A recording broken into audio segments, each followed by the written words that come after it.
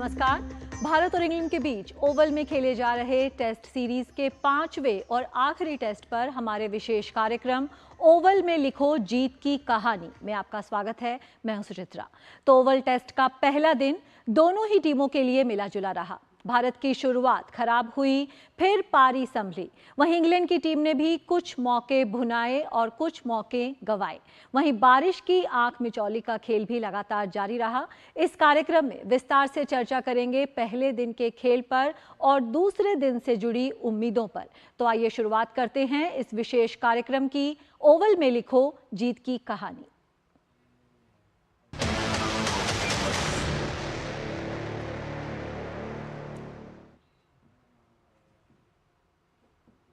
तो Oval test का पहला दिन भारतीय टीम के लिए मिला जुला रहा। टॉस हारने के बाद बल्लेबाजी करते हुए टीम की शुरुआत खराब रही, लेकिन दिन का खेल खत्म होने तक भारतीय टीम ने 6 विकेट पर 204 रन बना लिए थे। करुण नायर 52 तो वॉशिंगटन सुंदर 19 रन बनाकर नाबाद है। हालांकि पहले दिन बारिश के चलते सिर्फ 64 ओवर का ही खेल हो सका। पहले बल्लेबाजी करने उतरी भारतीय टीम की शुरुआत अच्छी नहीं रही और यशस्वी जायसवाल 2 रन बनाकर एटकिंसन का शिकार बने। केएल राहुल को 14 के स्कोर पर वोक्स ने आउट किया। कप्तान शुभमन गिल 21 रन बनाकर रन आउट हो गए। संकट से घिरी भारतीय टीम को उबारने का काम किया करुण नायर ने, जिन्होंने अपने टेस्ट करियर में 9 साल बाद अर्धशतक लगाने में सफलता हासिल की।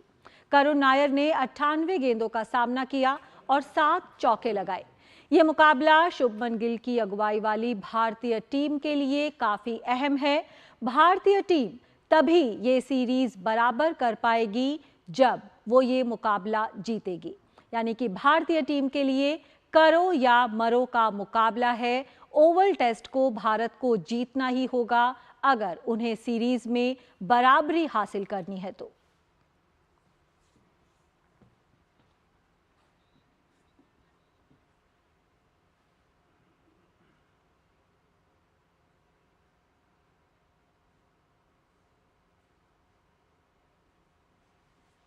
और इस मुकाबले पर चर्चा करने के लिए हमारे साथ जुड़ गए हैं हमारे खास मेहमान वरिष्ठ खेल पत्रकार मलय नीरव। मलय, बहुत बहुत स्वागत है आपका।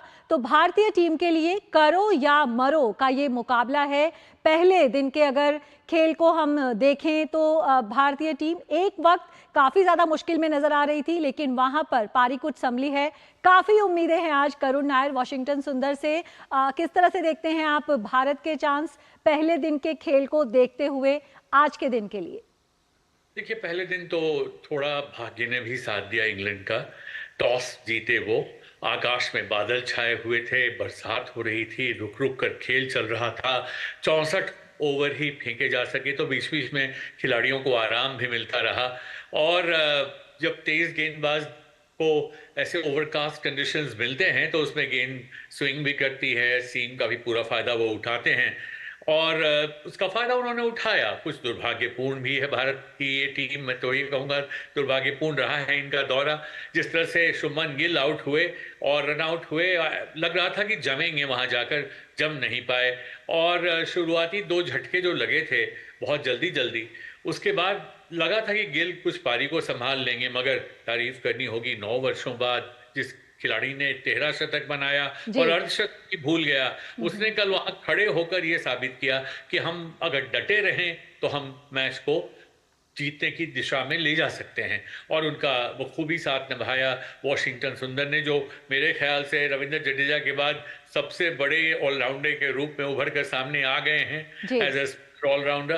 तो इस तरह से कुल मिलाकर देखें, लेकिन अभी कुछ बिगड़ा नहीं है सुचित्रा। मेरा अपना मानना यह है कि भारतीय टीम में मादा है, भारतीय टीम में वो कुवत है, वो चाहें तो कर सकते हैं। अगर आज 300 तक रन को ले जाते हैं भारत के बल्लेबाज, लेकिन फिर भी वही बात कि आज इंग्लैंड का मौसम है, बारिश की बड़ी संभावना है, क्या होता है ये देखना होगा। बिल्कुल। और हमारे संवाददाता गौरव कुमार भी हमारे साथ जुड़े हुए हैं।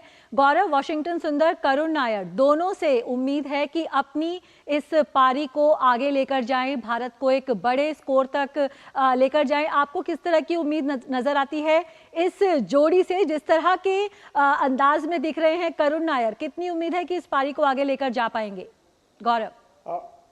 बिल्कुल सुचित्रा, करुण नायर ने जिस तरह से अपने आप को कहना चाहिए, क्योंकि उनको भी ये मालूम है कि ये शायद उनके लिए आखिरी एक चांस हो सकता है। इससे पहले 3 टेस्ट उन्होंने खेला था लेकिन कुछ खास वो प्रदर्शन नहीं कर पाए। तो यहाँ पे तारीफ कहीं ना कहीं करनी होगी शुभमन गिल की भी, कप्तान की भी और कोच गौतम गंभीर की भी, कि उन्होंने एक और मौका दिया करुण नायर को कि एक बार फिर से वो अपने आप को साबित करें। जिस तरह से हमने देखा था कि उन्होंने अपना जो लास्ट कहना चाहिए जो उनके बल्ले से जो 50 आई थी, जिसको उन्होंने 13 शतक में कन्वर्ट किया था, वो 2016 में किया था, यानी कि आज से 9 साल पहले। तो इस कठिन परिस्थिति के बीच में जिस तरह से उन्होंने बल्लेबाजी की, क्योंकि कल की जो परिस्थिति थी उसमें सीम भी ज़्यादा हो रही थी और स्विंग भी ज़्यादा हो रही थी, और यहाँ पे ज़रूरत थी कि विकेट पे टिक करके परिस्थिति को समझने की। उन परिस्थितियों के बीच में करुण नायर ने 98 गेंदों पे 52 रन जो बनाए, उससे न केवल एक मजबूती मिली टीम इंडिया को, जो टीम इंडिया का स्कोर 204 तक पहुंचा, बल्कि कल का दिन भी निकालने में वो कामयाब रहे।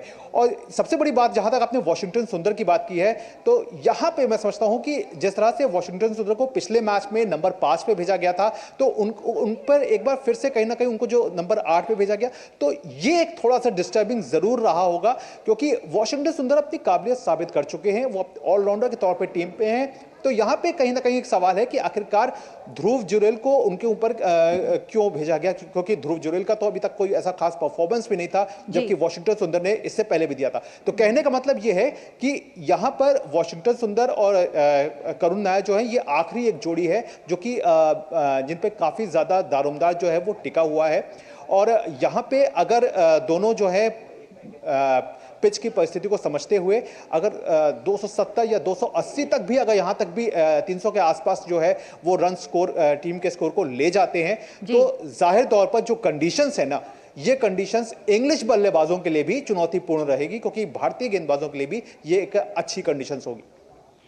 बिल्कुल, तो चुनौतीपूर्ण रहने वाली है परिस्थिति। और अब हम बात कर लेते हैं कप्तान शुभमन गिल की भी, जो कि दुर्भाग्यपूर्ण तरीके से रन आउट हुए, लेकिन एक रिकॉर्ड उन्होंने ज़रूर बना दिया। तो उनके इस रिकॉर्ड की हम बात कर लेते हैं। शुभमन गिल ने एक टेस्ट सीरीज में बतौर कप्तान सबसे ज़्यादा रन बनाने के मामले में सुनील गावस्कर का 46 साल पुराना रिकॉर्ड तोड़ दिया है। इंग्लैंड के खिलाफ ओवल टेस्ट में 11 रन बनाते ही शुभमन गिल ने इस रिकॉर्ड को अपने नाम कर लिया। शुभमन गिल ने इस सीरीज में अब तक 743 रन बना लिए हैं, जबकि उनके नाम इस सीरीज में 5 शतक हैं। सुनील गावस्कर ने साल 1978-1979 में वेस्टइंडीज के खिलाफ 6 मैच की 9 पारियों में 91.50 के औसत से 732 रन बनाए थे। तो शुभमन गिल भले ही कल रन आउट हो गए, अपनी उस पारी को ज़्यादा दूर तक नहीं लेकर जा सके, लेकिन अपनी इस पारी में भी एक रिकॉर्ड ज़रूर वो तोड़ने में कामयाब रहे हैं। ये जो पूरा दौरा है शुभमन गिल के लिए एक रिकॉर्ड तोड़ दौरा साबित हुआ है। एक नज़र डाल लेते हैं किस तरह के जो रिकॉर्ड्स हैं वो तोड़ रहे हैं शुभमन गिल इन आंकड़ों के जरिए। तो सुनील गावस्कर का 46 साल पुराना जो रिकॉर्ड है वो शुभमन गिल ने तोड़ दिया है। शुभमन गिल इस सीरीज में अब तक बना चुके हैं कुल 743 रन, यानी कि 743 रन बनाकर उन्होंने सुनील गावस्कर का एक 46 साल पुराना रिकॉर्ड तोड़ दिया है। और वो रिकॉर्ड क्या है? वो रिकॉर्ड है एक टेस्ट सीरीज में एक कप्तान के तौर पर सबसे ज्यादा रन बनाने का रिकॉर्ड। तो गावस्कर ने वेस्टइंडीज के खिलाफ 1978 में बनाए थे 732 रन, वो रिकॉर्ड अब तोड़ चुके हैं। उनके आगे अब कौन है? उनके आगे ग्राहम गूच और डॉन ब्रैडमैन है। ग्राहम गूच ने भारत के खिलाफ 1990 में 752 रन बनाए थे। ये आंकड़ा अब पार करना है शुभमन गिल को। वहीं अगर बात करें डॉन ब्रैडमैन की, तो उन्होंने 1936-37 में ऑस्ट्रेलिया के खिलाफ 810 रन बनाए थे। तो ये जो दो बड़े बल्लेबाज हैं ये अब सिर्फ शुभमन गिल के आगे हैं। और शुभमन गिल जो कि इस पूरी सीरीज में एक के बाद एक रिकॉर्ड्स तोड़ते आ रहे हैं, अब दो बड़े जो रिकॉर्ड हैं वो उनका इंतज़ार कर रहे हैं। तो सुनील गावस्कर का एक और रिकॉर्ड है जिसको कि वो तोड़ने के करीब हैं, वो है कि 1971 में वेस्टइंडीज़ के खिलाफ उन्होंने 774 रन बनाए थे। कप्तान के तौर पर जो गावस्कर का रिकॉर्ड था वो तोड़ चुके हैं। अब एक बल्लेबाज के तौर पर जो गावस्कर का रिकॉर्ड है वो और सामने है शुभमन गिल के। और मलय नीरव हमारे साथ जुड़े हुए हैं। मलय, जिस तरह के वो अंदाज में दिख रहे थे शुभमन गिल, आपको लगता है कि कल कहीं ना कहीं एक जजमेंट का एरर रहा जिस अंदाज में वो रन आउट हुए, वरना उसी पारी को आगे ले जाते हुए इनमें से कुछ रिकॉर्ड्स हमें कल ही टूटते हुए नजर आ सकते थे? मलय, हाँ, कुछ गफलत सी हुई उन्होंने जिस तरह से गेंद खेला, उनको ये नहीं लगा कि गेंदबाज के इतने पास ये गेंद जाएगी। उनको ये लगा कि थोड़ा इधर उधर होगी और हम एक रन चुरा लेंगे, और उसी गफलत में आउट हुए। ये बड़ा दुर्भाग्यपूर्ण था। और जिस तरह से वो खेल रहे थे सुचित्रा, कहीं ऐसा नहीं लग रहा था कि कोई हिले हुए हों या डर डर के खेल रहे हों या पाँव जमाने की कोशिश कर रहे हों, ऐसा कहीं नहीं लग रहा था। तो बड़ा दुर्भाग्यपूर्ण था। मैंने शुरू में भी कहा था कि मैं देख रहा था वो मैच उस समय, और मुझे लगा कि अरे ये क्या, मतलब ये वो चीज़ होती है, एक विकेट ऐसी गई जब आप अफसोस भी नहीं कर पाते हैं। आपको लगता है अरे क्या हो गया, मतलब अचानक ये क्या हो गया। और उनको खुद भी बहुत अफसोस हुआ होगा बाद में, क्योंकि बहुत अच्छे से जम कर खेलने की दिशा में आगे बढ़ रहे थे वो। तो वहाँ एक झटका सा लगा भारत को। और भारत को झटका ये भी लगा कि शुभमन गिल जब तक होते हैं ना, तब तक ये लगता है कि अगर एक सिरा ये संभाल कर रखेंगे तो बाकी हम 8वें-9वें स्थान तक सारे बल्लेबाज वहां जाकर कुछ ना कुछ कर पाएंगे।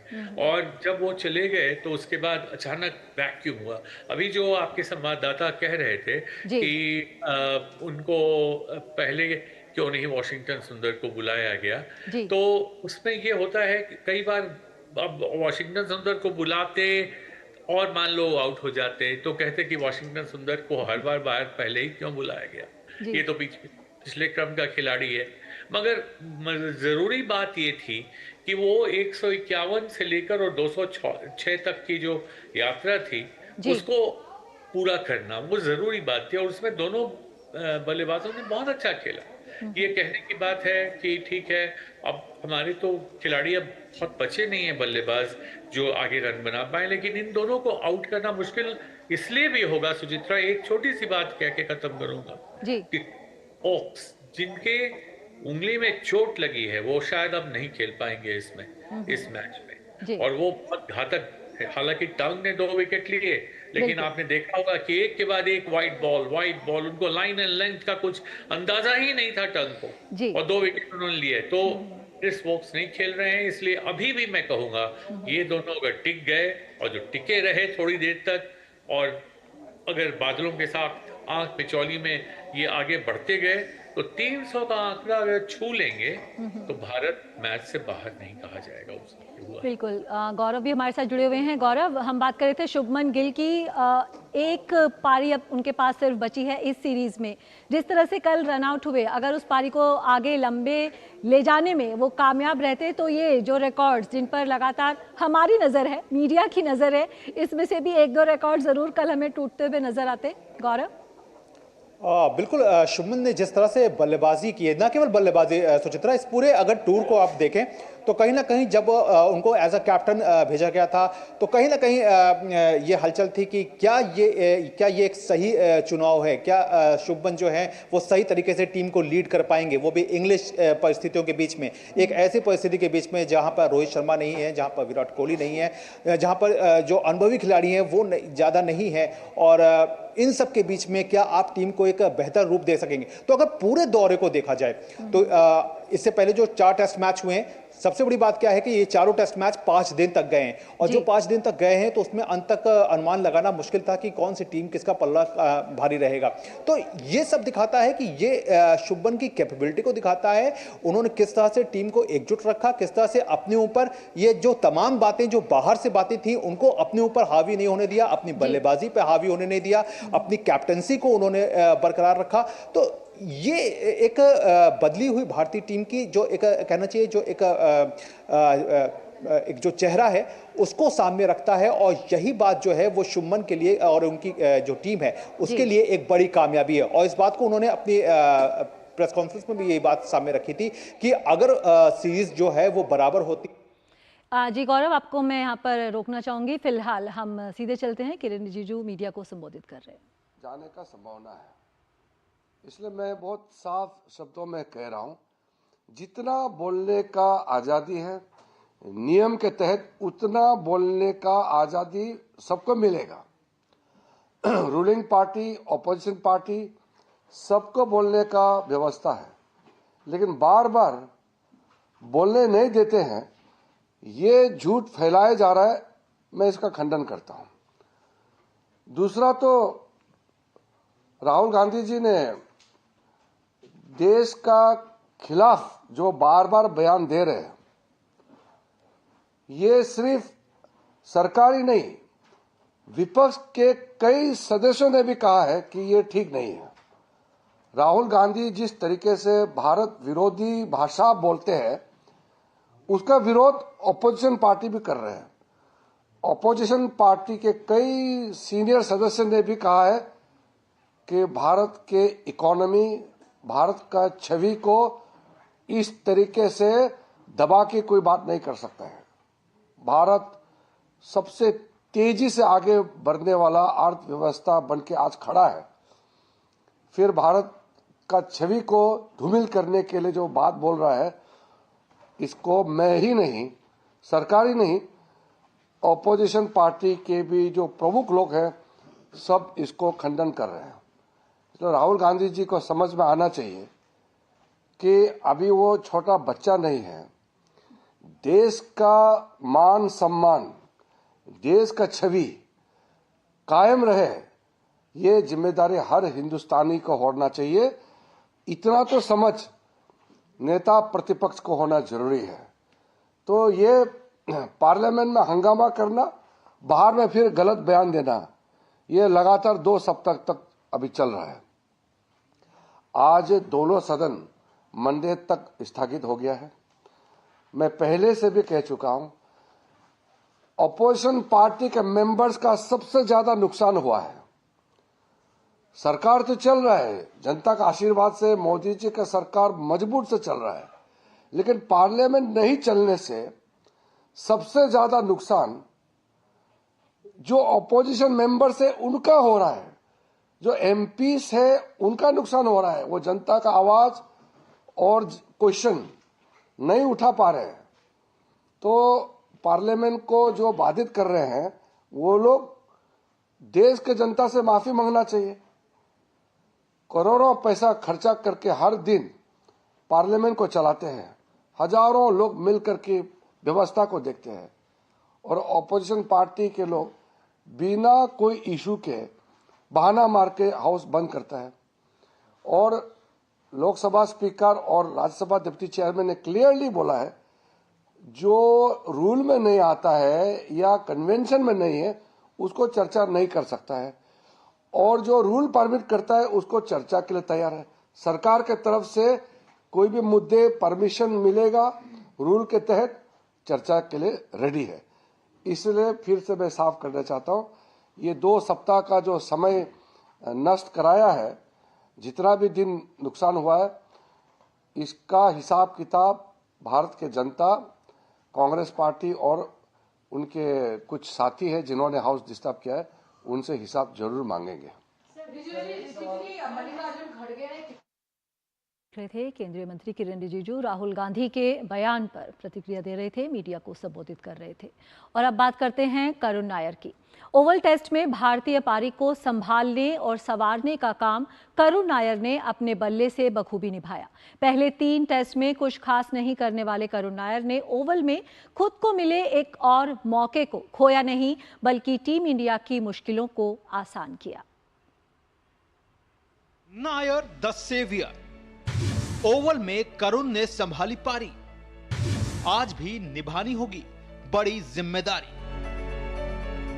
ओवल टेस्ट का पहला दिन करुण नायर के नाम रहा, जहां एक तरफ इंग्लिश गेंदबाज मौसम और पिच के कॉकटेल से टीम इंडिया को शुरुआती झटके देने में कामयाब रहे, वहीं इस मौके पर करुण नायर न सिर्फ टिके रहे, बल्कि दिन का खेल खत्म होने पर टीम इंडिया के स्कोर को 204 तक भी पहुंचा दिया। नायर की बल्लेबाजी में भरोसा गजब का दिखा, फिर चाहे कवर ड्राइव का शॉट रहा हो या विकेट पर टिक कर समय को निकालना। नायर ने अर्धशतक लगाया जो 2016 के बाद आया, यानी करुण नायर ने 9 साल बाद टेस्ट क्रिकेट में अर्धशतक के दर्शन किए। वैसे नायर ने अपनी इस पारी के दौरान 7 चौके लगाए।